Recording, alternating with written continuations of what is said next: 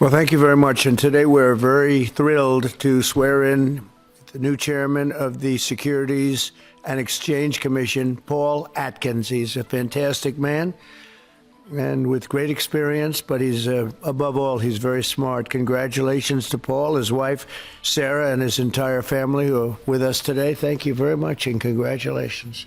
Great job. That's great, Sarah. We're also grateful to be joined by our Secretary of the Treasury, who's doing it's the easiest job. I think it's probably the easiest job right now in government, would you say? Companies are coming out of the countries, are coming from all over.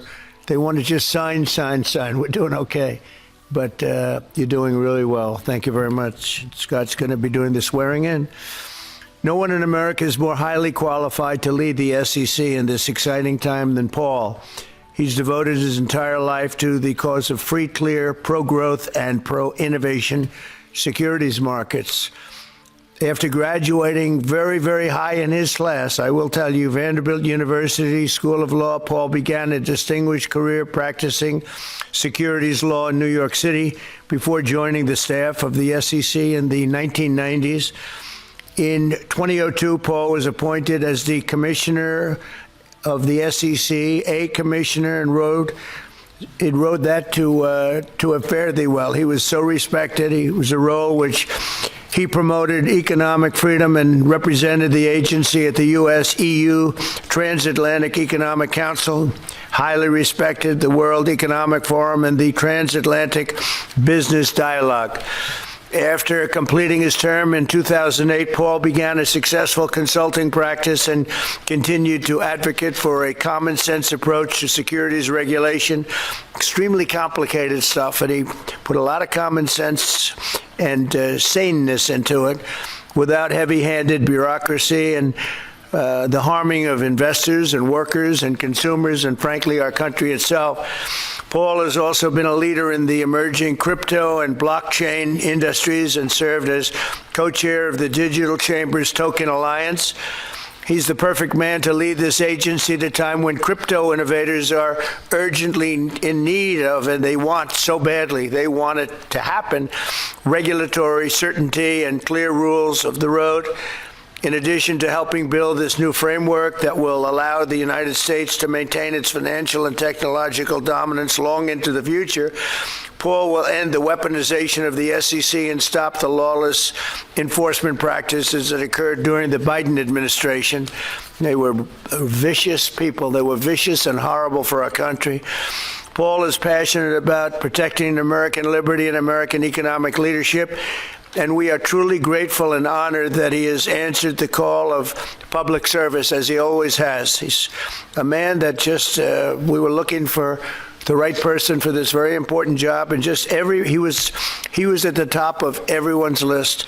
So, Paul, I want to congratulate you and your family. You have an incredible family, and you have an incredible father and husband. I can say that, I think, I'm pretty sure I'm right about that. If I'm not, please speak up now. So thank you very much, Sarah. Thank you very much. And I'll ask Scott to come up and do the swearing in. Thank you. Thank you, everybody.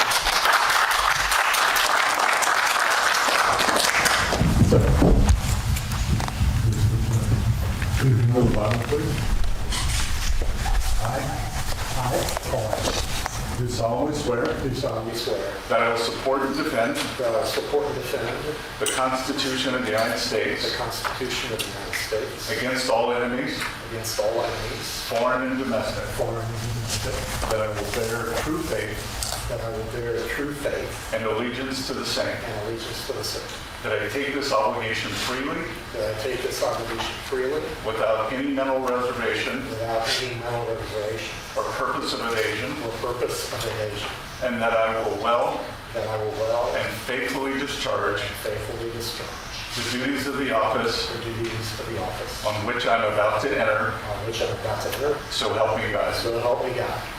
Congratulations. Thank you.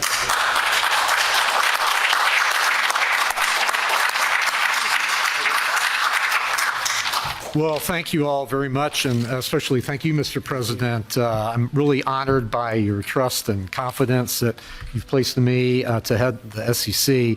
But I really must say the Oval Office has never looked better. One could really describe it as glistening, and I've heard stories about it, and it's true. It's the touch of a confident president leading with optimism towards an American golden age. So thank you for that.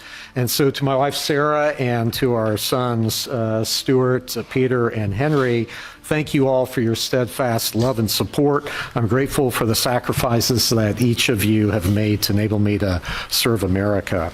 And thanks to Secretary Bessent for administering the oath as well. But a note about my family real quickly. Today would have been my father's 114th birthday. Colonel Atkins was a veteran of World War II and Korea. And yesterday would have been my late mother's birthday. So it seems altogether fitting to honor them and the example that they've set so that their son could stand here speaking to you all today. So to my friends, my family, my colleagues who've worked with me throughout my career and helped make my appointment by President Trump even possible, thank you for your work and dedication. There are many who quietly serve the nation in mostly unsung roles, and I continue to be the beneficiary of your professionalism and good judgment. So at the helm of the SEC, I can confidently say it is a new day.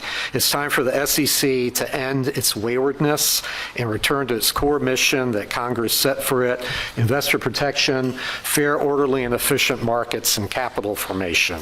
I will work to protect investors from fraud, keep politics out of how our securities laws and regulations are applied, and advance clear rules of the road that encourage investment in our economy to the benefit of Americans. A top priority of my chairmanship will be to provide a firm regulatory foundation for digital assets through a rational, coherent, and principled approach. We will work to ensure that the United States is the best and most secure place in the world to invest and to do business. So, Mr. President, again, thank you very much for your graciousness in extending such a warm welcome to my family and me today in this storied room. I look forward to working with you, with colleagues in your administration, and with Congress to advance your agenda to bolster the economy and build on U.S. leadership of the global market. So thank you very much. Thank you. Congratulations. Thank you very much. Thank you very much. Pleasure. Any questions for Paul? Mr. Atkins, if I may, can you provide, what is your sense of how the CFTC and the SEC will differ when it comes to crypto regulation? I hope that we won't. Brian Quintenz, whom the president has nominated, is a great guy. I've known him for years, and I intend to work closely with him, and I really look forward to his leadership there. I think there's no reason why the two agencies can't be working cheek to jowl on these issues for the American investor and the American economy. Mr. Atkins, do you have a view on Chinese listed stocks? Well, that's subject of statute, and Congress has acted, and I look forward to diving into those issues. Mr. Atkins, do you have a sense, will the Democratic commissioner continue in her role? Her term, I guess, goes through, it ended last year, and I guess she can hold over till the end of the year, so it's up to Mr. President and then Congress to deal with that.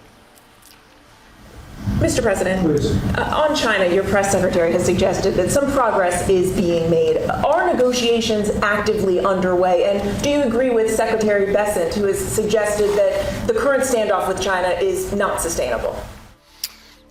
We're doing fine with China. We're doing fine with almost every country. Everybody wants to have involvement with the United States. As you know, we were losing $5 billion a day during the Biden administration, during that last year, was a horror show what they were doing on trade. $5 billion a day. And now we have it down to a very low number because we're getting 25% from the automobile industry, from autos. We're getting 25% for steel, 25% for aluminum, and we're getting the baseline of 10%. And think of it, we're losing almost $2 trillion on trade.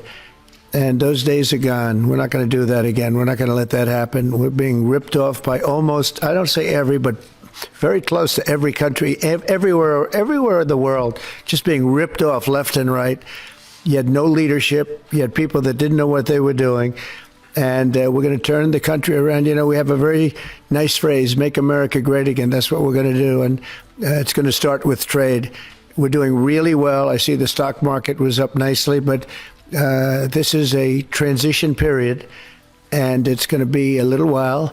But we are doing well with every country. Ultimately, we have something they want, and you have to view it that way. We have something they want, and they want very badly. And you know, it's going to be, they're coming in, they're taking treasure, they're taking jobs when they do that, and they have to pay. And they don't have to pay if they come in and create their own jobs. You know, if they do their product here, if they build their product or make their product in the United States, we have absolutely no tariffs, and we welcome people. But we're taking in a lot of money from tariffs, and our country is getting stronger all the time because the other was not sustainable. Started with China. Are you going to play hardball with them? Are you going to mention COVID? Well, I'm not going to say, no, I'm not going to mention COVID. I'm not going to say, oh, I'm going to play hardball with China. I'm going to play hardball with you, President Xi. No. We're going to be very nice. They're going to be very nice, and we'll see what happens. But ultimately, they have to make a deal because otherwise they're not going to be able to deal in the United States. And we want them involved, but they have to, and other countries have to make a deal. And if they don't make a deal, we'll set the deal because we're the ones that set the deal. Scott and Howard and myself and others, we're going to be setting the deal, and it'll be a fair deal for everybody. And it'll be, I think it's a process that's going to go pretty quickly. We've spoken to many, many countries, and we're getting their views on things. You know, there are a lot of things. They have VAT taxes. They have everything you can have. Don't forget, as an example, the European Union was set up to take advantage of the United States. That's why it was set. And they've done that, but they're not doing that anymore. Yeah. Mr. President, will you prevent Hamas from having any role in governing a post-war Gaza? And will Hamas have to be permanently eradicated for a ceasefire to be reached? Well, we're not going to let Hamas do that, and we're going to see what happens with Gaza. But we've made a lot of progress in the Middle East, tremendous. Should have never happened. That date, that very special date, October 7th, should have never happened. It would have never happened if I were president. But we'll be stopping that whole situation. Yeah, please. Earlier today, Treasury Secretary Bessent suggested that with tariff rates as high as they are now, it's effectively an embargo trade between the United States and China. Do you see that? That's true. 145% is very high, and it won't be that high. It's not going to be that high. It got up to there. We were talking about fentanyl, where, you know, various elements built it up to 145. No, it won't be anywhere near that high. And what level do you think it will come down to if you have It'll come down substantially, but it won't be zero. It used to be zero. We were just destroyed. China was taking us for a ride, and just not going to have. It's not going to happen. We're going to be very good to China. Have a great relationship with President Xi. But they would make billions and billions and billions of dollars a year, and they would build their military out of the United States and what they made, so that won't happen. But they're going to do very well, and I think they're going to be happy, and I think we're going to live together very happily and ideally work together. So I think it's going to work out very well. But no, it's at 145%. It will not be anywhere near that number. Mr. President, Reagan Race to Daily Caller. On the work that your team is doing on the border, are you happy with the rate of deportations right now? Oh, it's amazing what they've done on the border. Thank you for the question, because honestly, it's one of the great successes. We have virtually nobody coming in illegally. We do have people coming in legally because we want people to come in, but we have nobody coming in through the border virtually. We were having hundreds of thousands of people a month come in under Biden. And they came in from prisons, they came in from mental institutions, they came in from gangs in Venezuela and other countries all over the world, not just South America.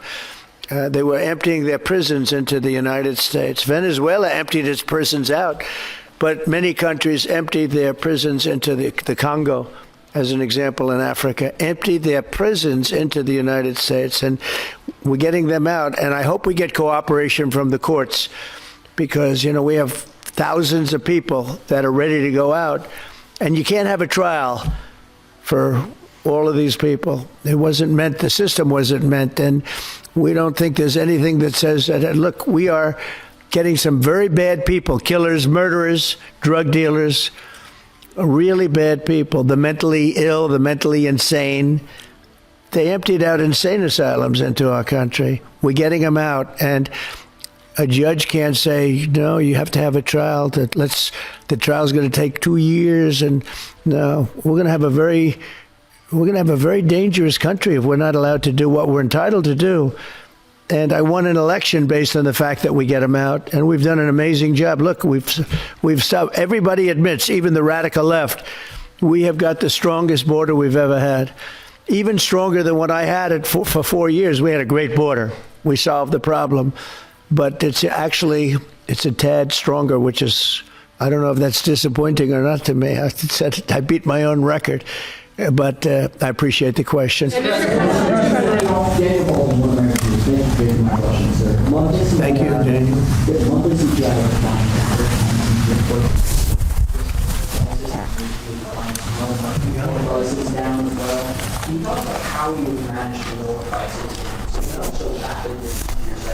Well, thank you, Daniel. The question is about prices. The prices are going down, not going up. One of the big things is energy is going down. I see that we had a couple of states where gasoline was at $1.98 a gallon. Nobody thought they'd see that for years, maybe, and that's a big thing.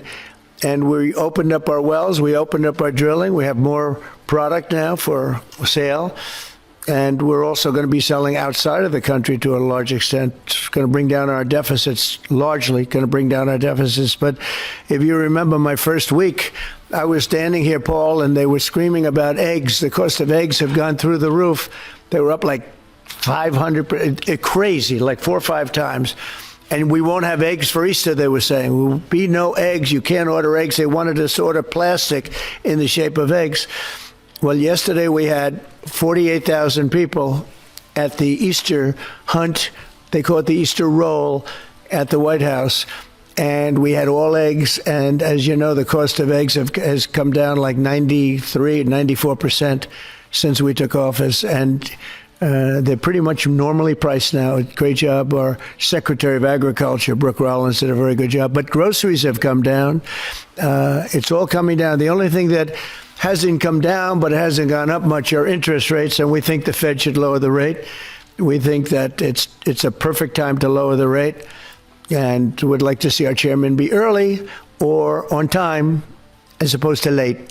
Late's not good. Mr. President, I don't want to talk about that because I have no intention of firing him. Mr. President, there are reports that you're considering doing something for moms across the country, giving them some type of bonus whenever they have a child. Are you considering that? Or are you Sounds like a good idea to me.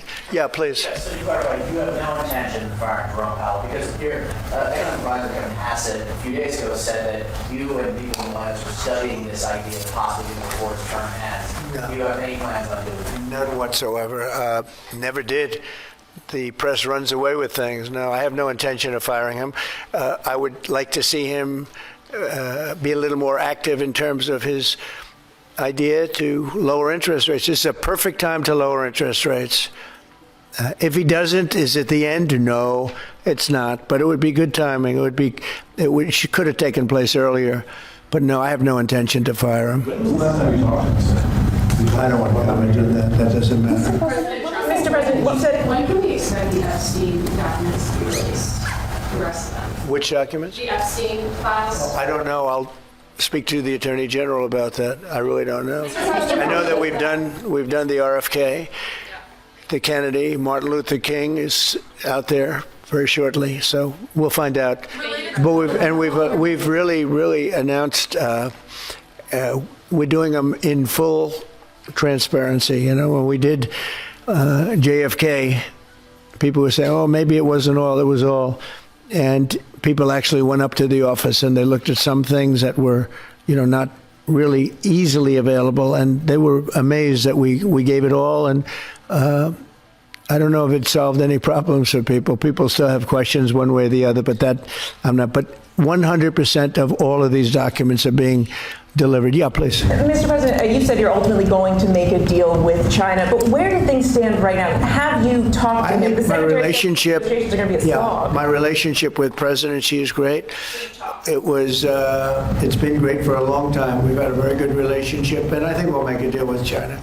Mr. President, in your meeting with If we don't make a deal, we'll set it. We'll just set the number, and I think they'll want to be a part of the United States. We're doing great.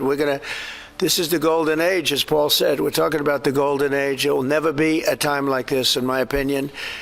And China wants to be a part of that, too. Mr. President, in your meeting with me. Investigation, sir, on the Butler investigation, are you getting intelligence briefings, and do you think a lot of I have. that really happened? I have.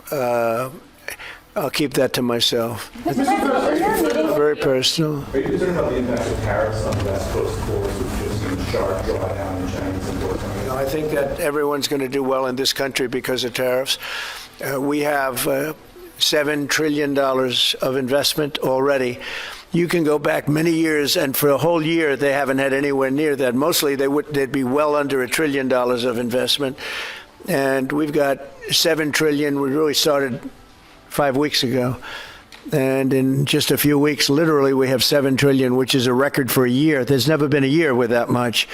And that's coming in, I think, for two reasons. It's coming because of an election that people liked, and it's coming in because of tariffs. And if you look at Apple's going to start building here. Right now, they're in China mostly. $500 billion. We have all of the computer chip companies are coming in at levels that nobody's ever seen before, as you know.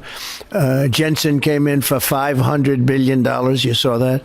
A great guy, highly respected. Mr. Wei coming in for $250 billion. Nobody's ever seen anything. And the auto companies are coming in. I can name 8 right now already, auto plants that are either starting or about ready to start construction. There's never been, and the United Auto Workers and the non-union workers in the automobile industry, they love Trump, and I love them. Thank you all very much. Thank you. Congratulations, Paul.